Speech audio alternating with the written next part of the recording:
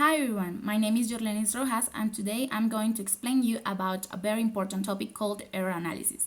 Error analysis is necessary when we are in the process of learning a second language. Error analysis is not only useful for learners to learn, but also for teachers to observe the student progress and for researchers to know how the language is acquired. My presentation is broken down into three parts.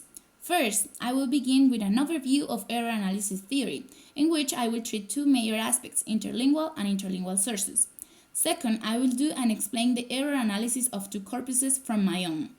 Finally, I will end up the presentation with a brief conclusion of the topic. What is error analysis? Error analysis is the process of studying and analyzing errors which are made by second language learners. This process aims to help students to improve in their oral and written productions. This process has 5 main steps to follow. First, defining a corpus. Second, identifying errors. Third, it's about the classification of these errors. They could be morphological, syntactic, semantic, orthographic, or lexical errors. 4. Explain the error, why it is an error, and finally, give remediation to that error. Before knowing the sources of errors, it's necessary to know what an error is and what is a mistake. So, what an error is? An error is a faulty utterance produced by incomplete knowledge. And what a mistake is? A mistake is a faulty utterance produced by lack of attention or careless or at the moment of writing or speaking.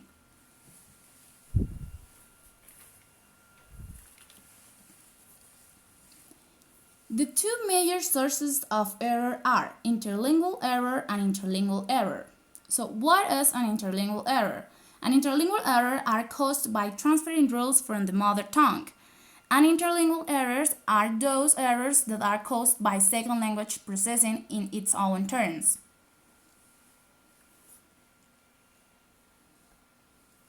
Now, we are going to take a look of the two corpuses. The second part is the error analysis of these two corpuses.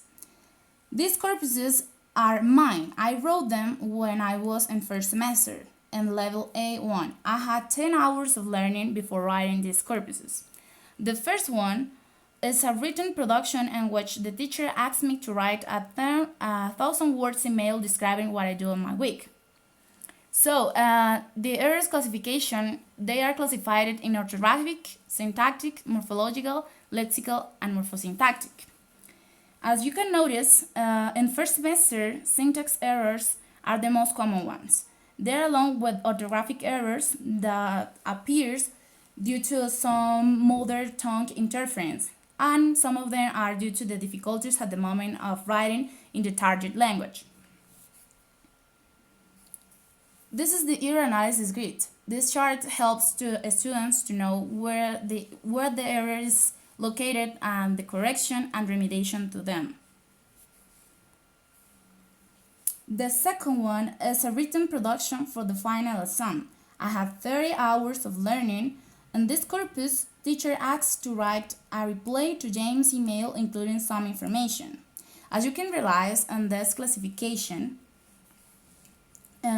the corpus has not a large number of errors, but the orthographic errors are present, and the lexical errors too. Some of them are due to the careless that I had at the moment of writing them.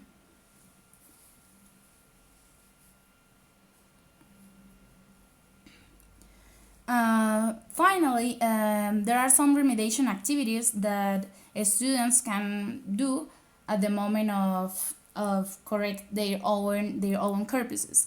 Some of the remediations are exercises of conceptualization, reviews when it's necessary to use capital letters. That was a problem that I had a lot because in first semester we don't know actually the rules, and it is necessary that we know the proper way of using some expressions as as well as conceptualization of some words such as sports, punctuation,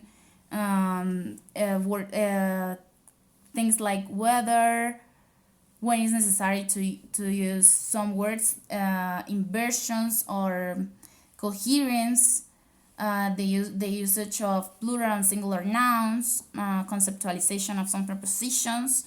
It's necessary to revise or to check out the use of prepositions, because in first semester we use them to write, and at the moment of writing corpuses, it's necessary to have coherence at this point.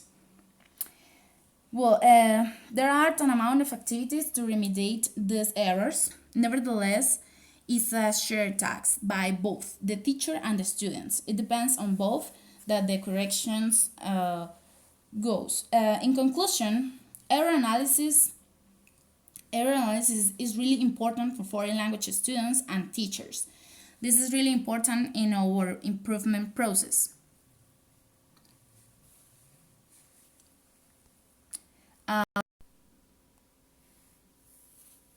Well, that's all concerning the error analysis topic. I hope this information could be helpful for you and for your teachers. If you have any question or any doubt, don't hesitate to ask me in the comments. Thank you for your attention. See you next time.